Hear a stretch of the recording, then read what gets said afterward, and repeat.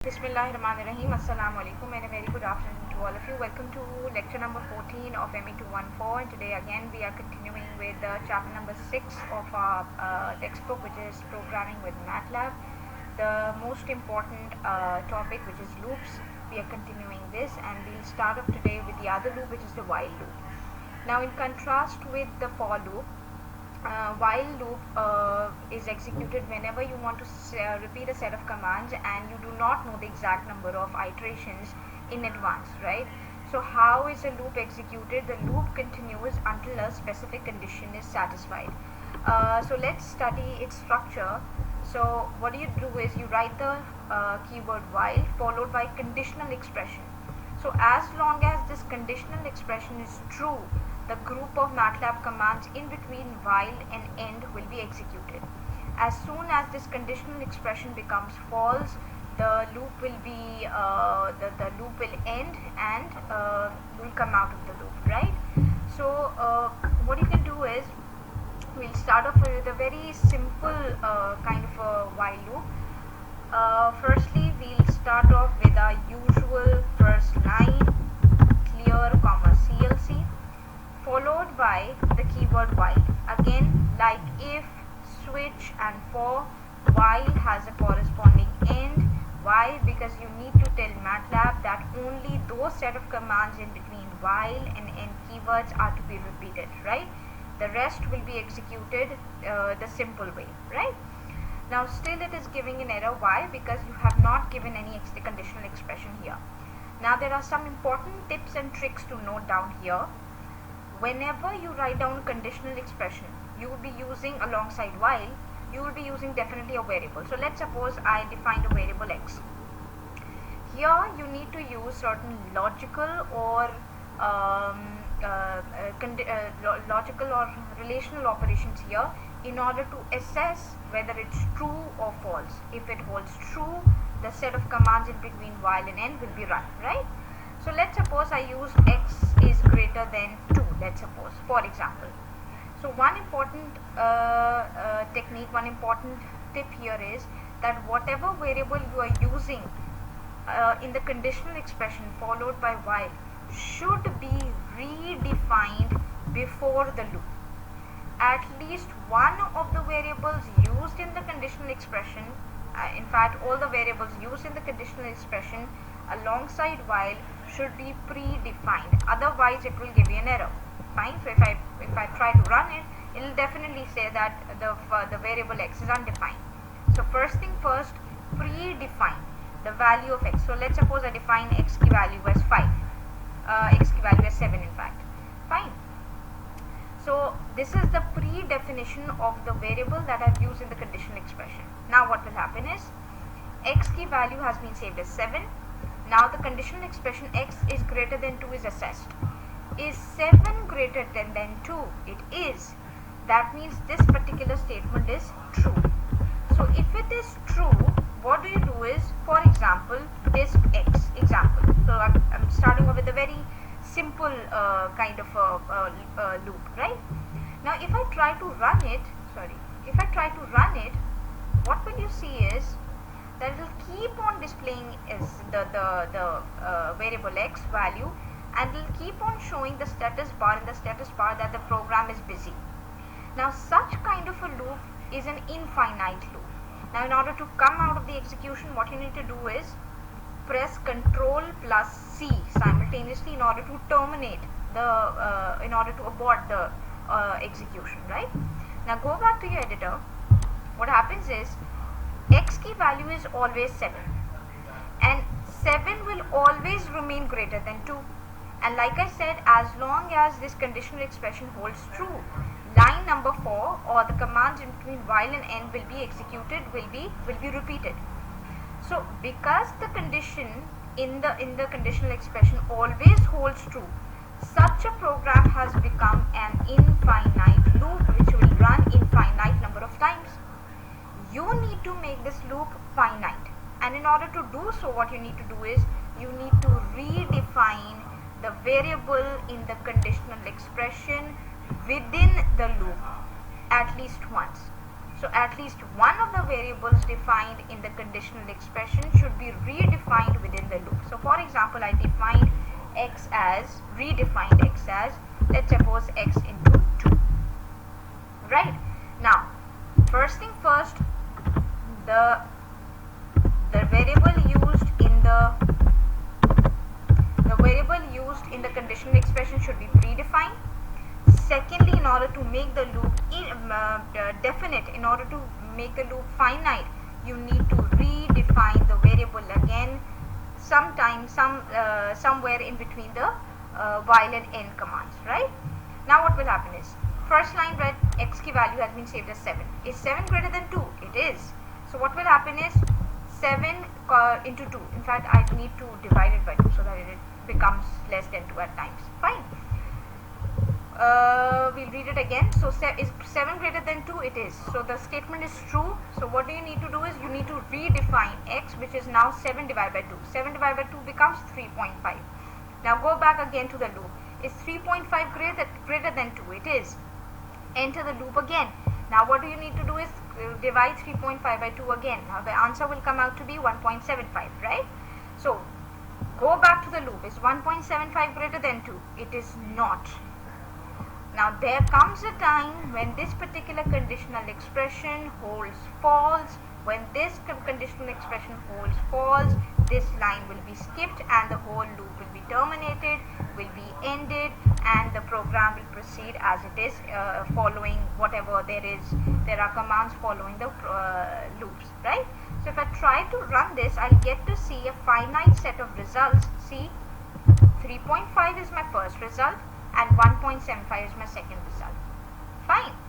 So let's solve a question together. This is a sample problem which says that you need to write a program in a script file that determines e raised to the power x by using the Taylor series representation. Now I'm sure you have studied Taylor series in your calculus in your first year. If you cannot recall it, no problem. The formula has been listed, has been shown to you. The question says that the function e raised to the power x can be represented in a Taylor series by e raised to the power x is equal to the summation. How many summations begin from n ki value is 0 and go all the way to infinity, right? And evaluate this expression where each term is x raised to the power n, and n starts from 0 by the way, divided by n factorial. So if you evaluate it, the first term comes out to be 1 plus x plus the third term is x squared upon 2 factorial, so on and so forth. Fine. Now one thing to note here, why has this particular problem come under the category of while loop? Now the first trick is that whenever you get to see such kind of problems in your exam, observe this. Is it a finite number or an infinite number? If it's a finite number, always go for the for loop. If it's 5, 6, 7, 10 whatsoever, that means you need to add 10 terms or 5 terms, you know ahead, you know in advance how many terms in exact you need to add together. So you'll go for the for loop technique. But if you are not sure because of this infinity sign here, infinity term here, that means that exact number of terms that need to be added are not known in advance. Therefore you'll always go for the while loop. Fine. Now note down this expression, note down this evaluation where the first term is 1 followed by x plus x square upon 2 factorial. And what is x, by the way? X is the power of e, right? Now the question is being continued to the next slide. The question says use the program to calculate e की power 2. यानी 2 क्या है? 2 is x. In this particular question, e raised to the power x में e raised to the power 2 evaluate करना है, so that means x की value is 2, right? Now what is the program flow? The program calculates e raised to the power 2 by adding the terms of the series. And what are the terms of the series? 1 plus x plus so on and so forth, right? And stopping. Now this is a key word here. And stopping. When do you want the loop to stop? The condition that will be followed by this term will tell you when you have to stop the loop. So when do you have to stop the loop? When the absolute value of the term that was added last is smaller than 0.0001. So when do you want the loop to start? When the absolute value is smaller than 0.0001. So when do you want your loop to be executed? It should be the reverse of it. It should be the opposite of it. If you want to execute the loop, if you want to continue the loop, the absolute value of the term that was added last should be greater than or equal to 0.0001. रोकने की this conditional expression has been provided to stop the loop. So when will you execute the loop? Do the opposite of what has been written, right? Next, use a while and loop but limit the number of passes to 30. Now in the question in the exam, while and loop may not be written. You have to intelligently guess which loop you will prefer, right? But limit the number of passes to 30. Now here, this might be misleading for you, because it says that limit the number of passes to 30. That means you are specified that you need to add 30 number of terms together. No. See, a conditional expression has been provided to you, and which tells you when to stop the loop. So this is one indication. One indication was this infinity sign. The second indication was this condition that needs to be met to stop the loop. Fine. Now if I continue reading the question says, if in the 30th pass the value of the term that is added is not smaller than 0.0001, the program stops and displays a message that more than 30 terms are needed. So that means दो चीजें provided हैं. One thing is कि absolute term 0.0001 से पुरानी last term, absolute value of the पुरानी term should be smaller than 0.0001 in order to stop the loop, and keep on adding the terms, but do not go beyond 30 terms. यानी 30 से अंदर ही रहो. अब वो 30 terms 5 terms में आके value the last value can be smaller than 0001. 8th term or 9th term, now there is a possibility that there comes a time कि 30 terms हो गई. You have added all the 30 terms, but still the last term that has been added is still not coming out to be smaller than 0.0001. In that case, the question says limited, terminate the loop, and then stop the loop and say that, give the message that more than 30 terms are needed. So let's solve the question together. The question we are solving, so first line always will be clear, comma CLC. I'm trying to evaluate what? E raised to the power x, and in the question I'm specifying x ki value as 2. So first thing first, provide the value of x. So x ki value is 2, right? Now what I need to do is, since I'll have to work with a while loop, so I'll begin by writing down while, and I will also write down its corresponding end, right? Now alongside while I should be giving an expression. Now in the expression I should be giving this thing that the question has specified, that stop the loop when the absolute value of the term that was added last is smaller than 0.0001. So for term, let's give the variable as an. So an should be smaller than 0.0001. This thing is written in the question itself. But this condition is written to stop the loop. So when are you required to start the loop, or when are you required to continue the loop? Exactly the opposite of what has been specified, which is what? What is opposite of less than? Greater than or equal to. तो loop को तब तक चलाते रहो when the last term, when the absolute, in fact, तो absolute का function is a, b, s, parenthesis a, n. When the absolute previous term that was added last is greater than 0.0001, keep on running the loop. As soon as this conditional expression becomes false, इसका मतलब क्या है? Absolute term 0.0001 से छोटी हो चुकी है. Stop the loop, that is your result. Right?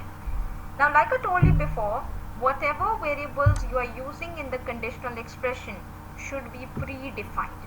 Should be predefined outside the loop, before the loop. So what I'm going to do is, I'm going to open in front of you the Taylor series ka expression, which is this one. Now here right in front of you, I am showing you the first term which is defined. Now what is the first term? 1. So irrespective of whatever the value of x is, 2, 3, minus 1, minus 2, whatever it is, the expression always has the first term to be 1.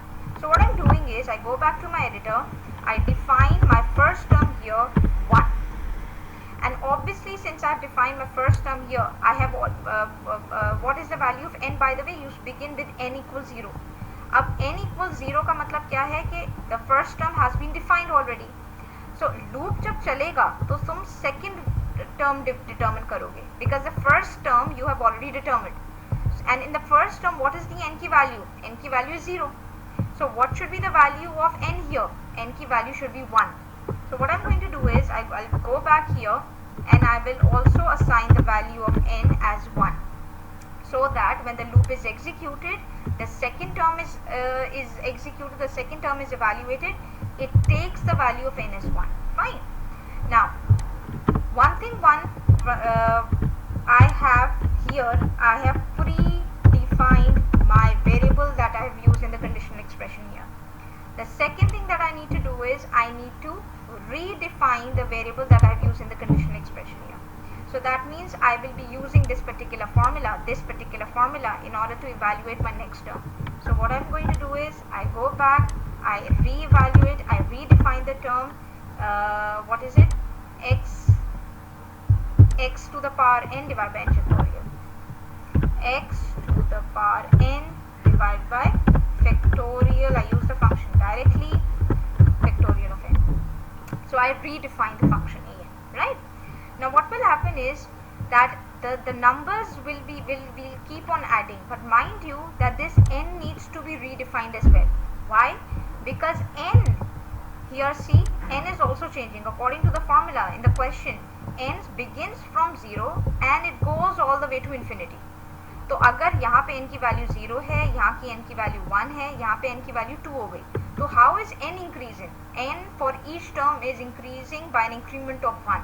So what I'm going to do is, after defining n की value as predefining n की value 1 here, within the loop I will redefine the n की value as n plus 1, so that when the second time the loop is executed, n की value is now 2, so that when this third term is evaluated, तो n की value क्या रखी जाए? 2 रखी जाए. When the fourth time the loop is executed, यानी fourth term is executed, n की value क्या रखी जाए? 3 रखी जाए, so on and so forth. So what I've done is I have used the terms, I have used the variable an for the term in order to evaluate my terms. But what I need to do is, if you see the question, you need to calculate e raised to the power 2 by adding the terms of the series. और अभी तक my program is able to evaluate the terms only. मुझे add up करना है, यानी पुरानी term which was 1 needs to be added in the new term, which is what? an again. So पुराना an should be added with the new an. So whenever in the loops, whether you talk about for loop or you talk about while loop, whenever you want to add or some things together, what you need to do is always predefine the summation का variable outside the loop, predefine before the loop, right? So when the first term has been evaluated, the first term has been defined, what should be the value of summation of the first term? It should be the same as your first term, which is what? an. You may write 1 as it is. This first sum, the summation of the first term is only what? 1. Either write 1 or write an की value भी क्या save हुई भी है? 1. Fine. Now, what you need to do is, after writing down the variable, after writing down the formula for an, you need to write down the formula for summation. So in order to do so, what I'm doing is, I write down s is equal to purana sum, which is an here, plus the new an. अब क्या होगा? नए पुराने सम में first time में an की value 1 save हो चुकी है. Now let's check. Is absolute value of an, what is an here? 1. Is 1 greater than 0.0001? Yes, it is. So this statement holds. This statement holds true. If this statement holds true, evaluate the next an, the next term. And what is the next term? An is equal to x, where x is what? 2 to the power n, where n is what? 1. 2 to the power 1 upon factorial of 1. Then find out the new summation, which will be the purana summation 1 plus the second term which you just evaluated. So now S will say what? The summation of first two terms. Then redefine the value of n, which becomes now n equals 2. Go back to the while loop and evaluate whether the absolute value of a n that you just calculated is it greater than 0.0001. If it's true, then again find out the next term. And in the next term, mind you, x remains unchanged. X is always what? 2. But you have redefined n. And n now has become what? N now has become 2. So the third term will be evaluated. Then in the third term, an has saved the third term, and in S, what has been saved? The sum of previous two terms. So the sum of previous two terms will be added with the third term to give you the summation of the first three terms. And it will keep on happening. It will keep on moving on. Now the question says that this expression needs to be evaluated, right? Now let's just run this program, in fact, to see the result for now. So what happens is, if you can observe the workspace shows the value of n to be 12. So when the 12 number of terms were added, the last term that was added was less than 0.0001, which is this one. You can see that it is quite less than 0.0001. So the loop terminated and the final summation has been given to you, which is 7.389. But what if we change the value of x to, let's suppose, 20. Now if I run in advance, please kindly see the workspace. The workspace shows how many terms? 62. So it was in the 62nd term that the last term that was added became this last term, that means the 62nd term was the one which was less than 0.0001. So you had to repeat the loop how many times? 62 times. But the question says, if that's the case, do not limit your number of passes to 30. If in the 30th pass, the value of the term that is added is not smaller than 0.0001, still you gotta end the loop. And you gotta display a message that more than 30 terms are needed. In that case, what you're going to do is, you're going to edit your editor, and in your script file, what you need to do is, you need to give the provision of the number of passes as well. So for the number of passes, what variable you have used? You have used the variable n. So I'm going to add on one conditional expression, one additional conditional expression, which is n should be less than equal to 30. So that means as soon as the number of terms exceed 30, this conditional expression will become false and the loop should terminate itself. So that means even if the absolute last term does not come out to be less than 0.0001, even then the loop should be terminated if the number of terms are exceeding 30. So either this condition should become false, or I'm using the term or here, or this condition should become false here in order to terminate the loop here. So since I'm using the term or here, let's try to use the logical operation or here, and let's evaluate the result. So remember when the x was 20, so you said that the last term that was added was, because I did not incorporate the condition of n is equal to 30, what happened was that the n's that were added were 62. Why? Because up until the 61st term, the last term that was added did not come out to be less than 0.0001. So it had to evaluate the 62nd term as well. But now I'm giving the provision, I'm adding this limitation that do not go beyond do not go beyond n30. Fine. So that means in the 30th term as well, your term will not come out to be less than 0.0001. So this particular conditional expression will be what? Will be true in the case when x is equal to, when we are talking about x ki value as 20, right? But since the number of terms are exceeding 30 now, this condition has come false now. And remember, we've studied about the logical operation or here, that 1 or 0 will give the result 1. And when this happens, that means the conditional expression alongside while is giving you true. So true would mean that the loop will be continued. and you want the loop to terminate even if one of the conditional expression is false. So instead of the operator OR here, you will be using the logical AND operation. Mind you, what I said to you earlier, that in the while loop, kindly look through the keywords in the question. When the question is giving you the conditional condition for stopping the loop, you need to reverse it. You need to use the opposite of it in the conditional expression along while, because that is the condition to continue the loop. So since while I was giving you the explanation, I use the term OR here. So whenever whenever you use the term OR in the while conditional expression, you reverse it, you use the opposite of it, which is what AND. So what will happen is 1 and 0 will give you the answer 0, and then the loop will terminate itself. The while loop will terminate itself. So now when you run this program, you will see that the number of passes is only limited to 31, and the last term that was added last it has not come out to be less than 0.0001. It's still greater than 0.0001. But since the number of passes have exceeded 30, the loop has stopped, the loop has terminated, and it has given you the final summation, final sum answer.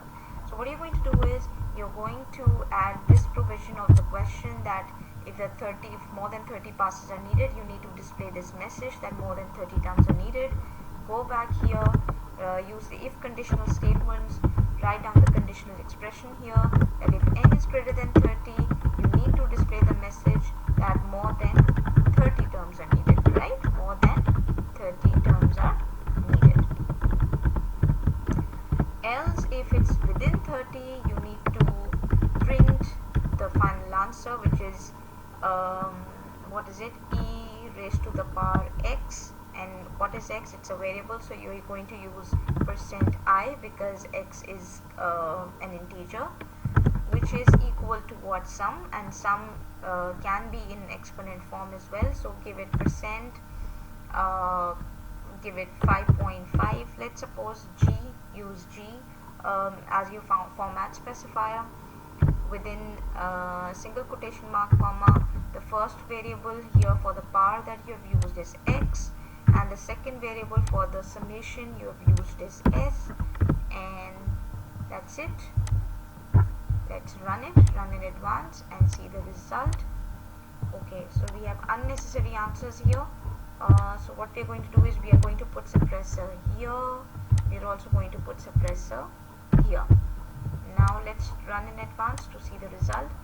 More than 30 terms are needed, right? Let's go back and edit it a bit, and instead of 20, let's write down x as 2, run in advance and see the result. E raised to the power 2 is what? 7.389. Fine. And yes, I missed out one thing. In the fprintf, I need to give the line feed as well. Let's rerun it to get the final result. Okay. Now moving on to the last question of today's lecture, which is, write a program in a script file that finds the smallest odd integer. That means the number has to be odd and it has to be an integer, not decimals by the way, that is divisible by 11, and I have deliberately highlighted this in red font color, and whose square root is greater than 132, right? So this is the number to be found, right? Use a loop in the program. We know that we need to need to use loop. Which loop? Let's see. The loop should start from 1. So begin checking from the number 1, because it's odd. Definitely the next number that you will be checking will be 1 plus 2 and not 1 plus 1. So the first number will be 1.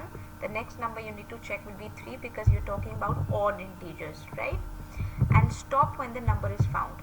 So that means you are not sure when the number will come, whether it will come after 50 times, after 50 loops, after 60 times, 60 passes. You are unaware. So since you are unaware of the number of passes, definitely you are going to go for the while loop, right?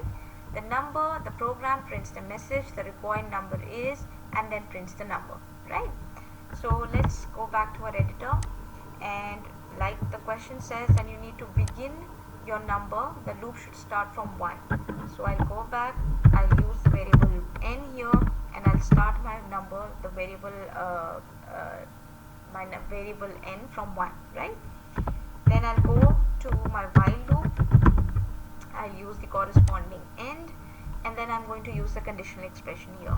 So here the conditional expression, the question says that the number should be divisible by 11.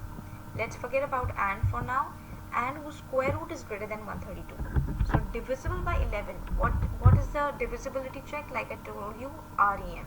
So REM n comma 11. And what is the divisibility check? If it is divisible by 11, it should be equal to 0. Number 1. Number 2, the square root should be greater than 132. So the square root of n. So square root of n should be greater than 132. Fine. So these are the two conditions of the number. Fine. So when this condition is met, the loop should stop. So the conditions that I've written down here are when the loop should stop, because now at when these conditions are met, you have found the number successfully. So when are you to continue the loop? Exactly the opposite. So instead of equals to, I'm going to use not equals to. Instead of less than, I'm going to use greater than. Instead of greater than, I'm going to use less than or equal to. Fine. Moreover, in the question I've highlighted this term and here, right? So and would mean that the number that you need to find is the one which needs to fulfill both the conditions. That means that the number should be divisible by 11 and whose square root should be greater than 132. So for example, you kept on increasing n and you are now checking, let's suppose n is equal to 11, right? So is 11 divisible by 11? It is. So this condition will become what? This condition will become false, because 11 is divisible by 11, because of which the remainder will come out 0, and because it will come out 0, this conditional expression will become false and your result will be false here. But is the square root of 11 greater than 132? No, it's not. So that means this condition still holds true. Fine. Now, which operator would you like to include within these two conditional expression?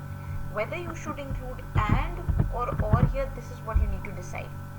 So I have deliberately highlighted and here, and if I, for example, if I write down and here, let's see the result. What will happen is, you all know that 0 and 1 would yield the answer 0.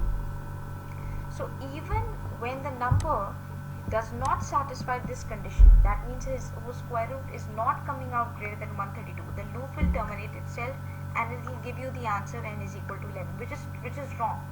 The number should both be divisible by 11, and it should also its square root should also be greater than 132. So because both the conditions need to be met, that means you are using the term and here. This and this, both conditions need to be met here. What you're going to do is, like I said, you're going to use the opposite of it. So instead of and operator here, you're going to use the logical or operator.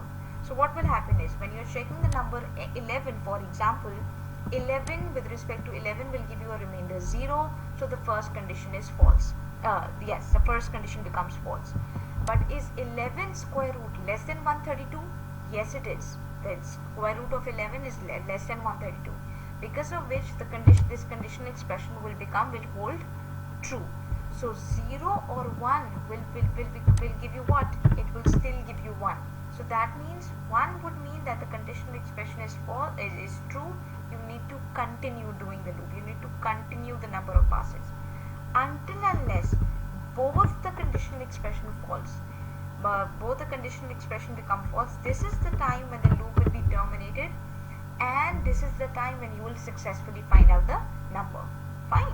So in between these two conditional expression here, you will be using the logical operation OR. Fine.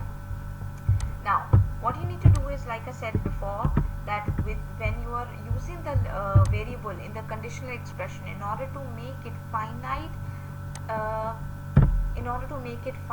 make sure that you reassign the new value within the loop.